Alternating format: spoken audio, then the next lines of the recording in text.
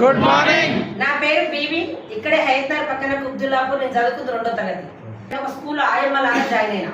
Starting పోయినప్పుడు 3000 ఇచ్చారు. 8000 రావడానికి 15 సంవత్సరాలు పట్టింది. నలుగురు చెప్పాను.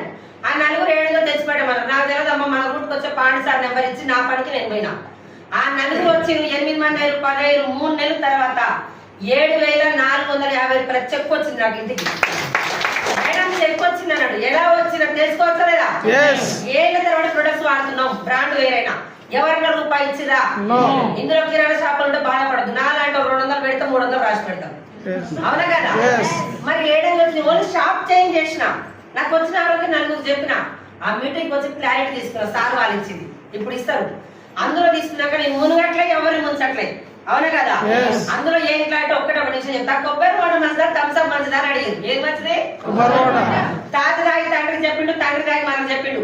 బిడ్డ ఉప్పల్లో లేకున్నా సరే తారు నాకరించి తెప్పించుకొని తాగి బిడ్డ మంచిదని. మనం ఇప్పుడు ఏం చదువుతున్నాం? థమ్స్అప్ తాగమని ఎవరు చెప్తున్నారు? సెలబ్రిటీలు ఆ సినిమాలు అసలు చూసేది మనం.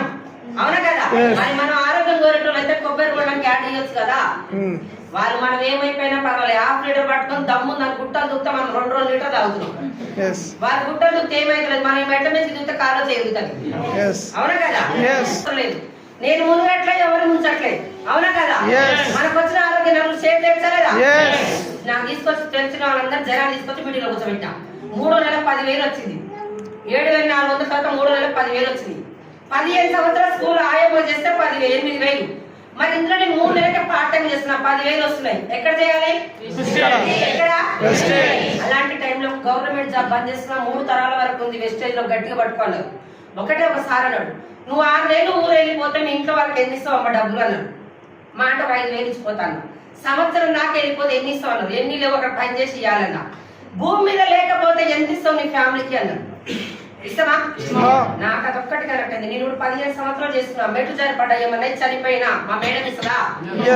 నన్ను కాకపోతే ఇంకో ఆయమ్మని పెట్టుకున్నది. అప్పుడు నా పిల్లలు రోడ్డు మీద పడాలా లేదా? నాకు 3 జనరేషన్ కావాలి, 20,000 వచ్చినా చాలు అని సార్ వాళ్ళు ఏం చెప్తారు చేసా నాకు తెలిసిన వాళ్ళ అమ్మలక్కడ తీసుకొచ్చి మీటింగ్ లో కూర్చోబెట్టినా. 10, 16 నెలకు పెరుగుతుంది. ఇప్పుడు నాకు ఒక నెలకి 4,55,000.